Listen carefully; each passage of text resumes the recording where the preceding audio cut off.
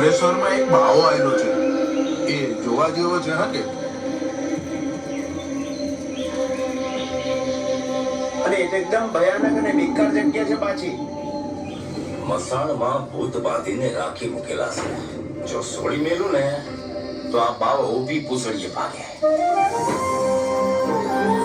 પાંડુરંગથી ખરા છે.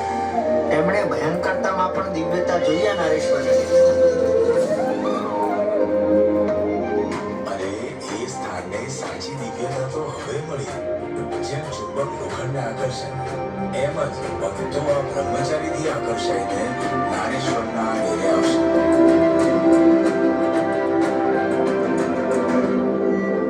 તમે ચિંતા ન કરો, ભજન કરો. સર્વ સામર્થ્યનો મૂળ ભજન છે. તમારી ચિંતા એ કરશે.